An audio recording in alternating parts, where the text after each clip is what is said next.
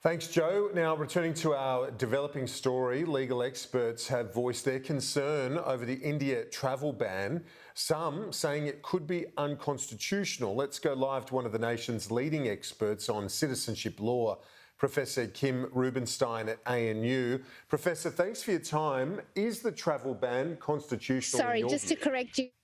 I just need to correct, it's Kim Rubenstein at the University of Canberra, and I'm actually sitting outside here. You can see this is a real backdrop, not one of those pretend ones, because there's been a fire alarm in my building. So anyway, I'll get to the point, but I just wanted to correct that.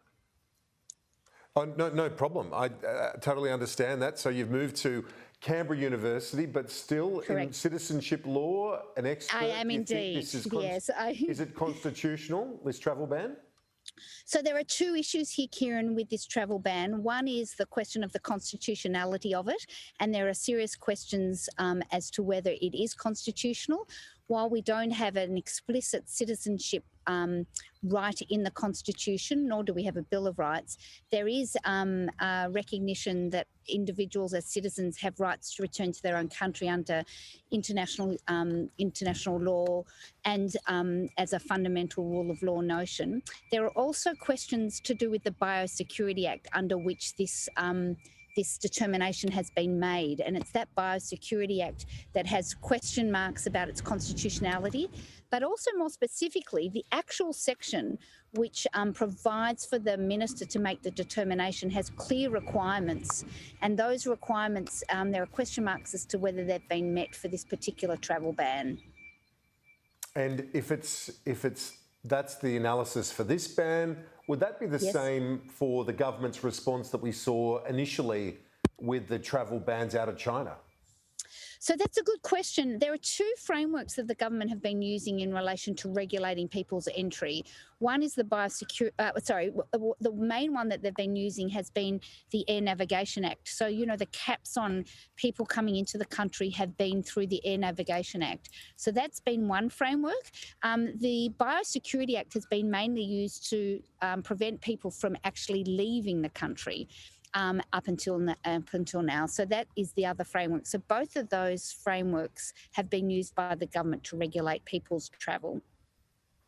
So when you look at this, I guess, you know, we say it's unprecedented. Maybe the last time we've seen something comparable is over a century ago. Does that make the complexity of this, the legal complexity of this, all the more difficult given the nature of this pandemic? Look, Kieran, I actually think it's an unprecedented step in the sense that it is extremely unusual for a government to actually ban its citizens on overall from returning to the country. So there have been instances in the past where individuals haven't been able to get a passport to be able to return, or there are in place temporary exclusion orders under the terrorist regime to keep certain citizens out. Now, each of those in themselves have raised serious questions as to whether it's constitutional to keep citizens out.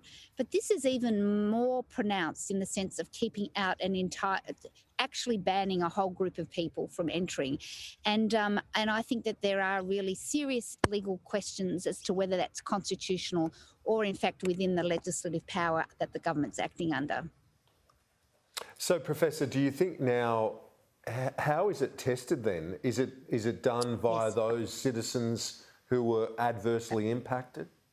Exactly. So our public law system, I mean, we've got the accountability measures that people can go to their representatives in Parliament and seek for the Senate Standing Committee on COVID to really interrogate this. But more specifically for the lawfulness of it, individuals can go to the court, the federal court, to challenge the lawfulness of it.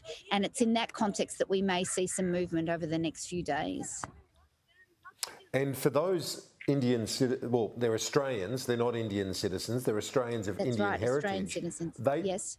They've actually not even been able to keep any, well, they're not permanent residents, they're not citizens of India, they've had to be stripped of all of those rights. I spoke to one man in Punjab yesterday, he was unable to get a vaccine because he's not a citizen, so they don't have any rights there either.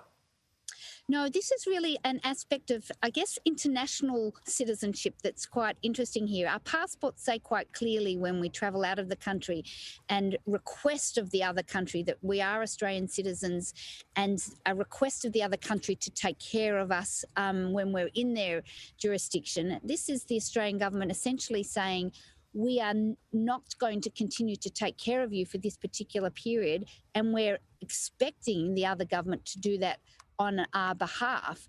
And so as an international citizen, it's not really sharing the load in that respect either. So it raises questions, I think, fairly as to how appropriate it is for our government to expect other governments to be looking after our citizens at a time of crisis, when there is the capacity to think of other mechanisms to get these Australian citizens home in a way that is not going to endanger the health and well-being of Australian citizens here. Professor Kim Rubenstein at Canberra University, thank you for your time and thanks for making the effort despite the fire alarm.